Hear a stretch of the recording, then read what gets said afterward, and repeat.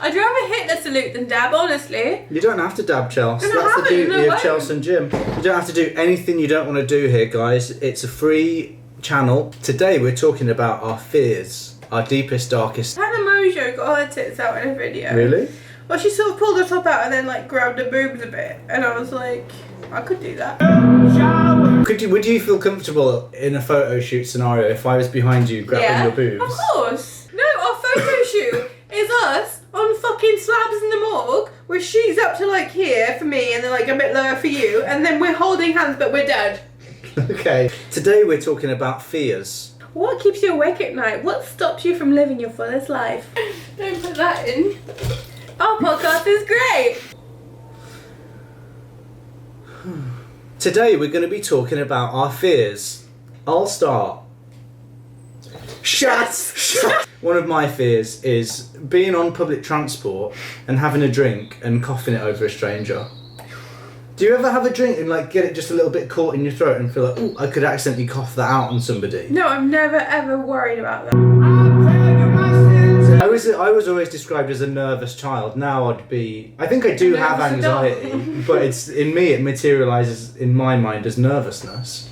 But I get very nervous in certain scenarios, and not everybody does, but a lot of people do. But I don't know if, like, I don't think I have anxiety, but I also don't have a nice, comfortable way of living. We're the same in that we're different in social situations, but I think fundamentally we have the same kind of, I don't know if anxiety is the right word, but the same kind of... We're very polite. This is why I've never really kind of been able to relate to the whole extrovert and introvert thing. Because I really like being centre of attention, but there's a lot of things that I don't like about socialising. I have a lot of social anxiety, but also I do like being centre of attention. So surely that's a conflict there. My boss said to me, my old boss said to me recently, like, so I always assumed that you're an extrovert when I didn't know you very well, because like around the office he would see me and I'd be really loud and we would go out and I'd be like the life of the party, like just by that I mean a obnoxious cunt. But then when he got to know me, it's like, actually you're just you're an introvert. I would say you're more extroverted than I am.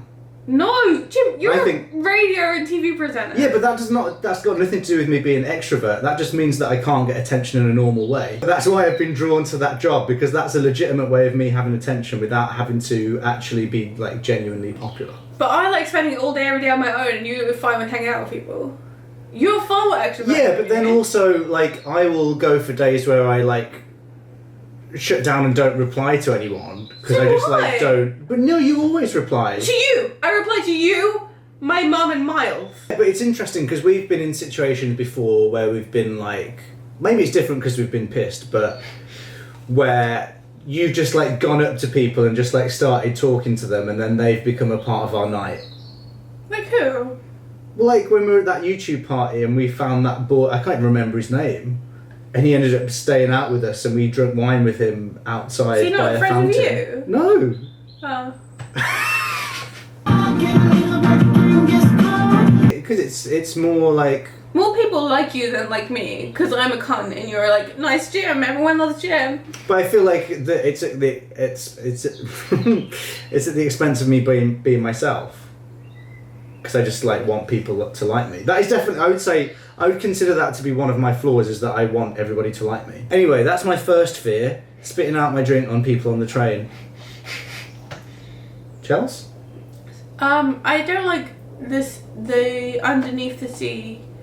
Yeah, I don't like that either. You'd be good in 1850, actually. No. You'd be a barmaid, I think. How dare you? You'd be a buxom barmaid. I wouldn't be buxom, I can tell you that much. I'd be more of a Jane Austen. Ooh, I'm smart as the men. What would I be? Yeah, frowned upon.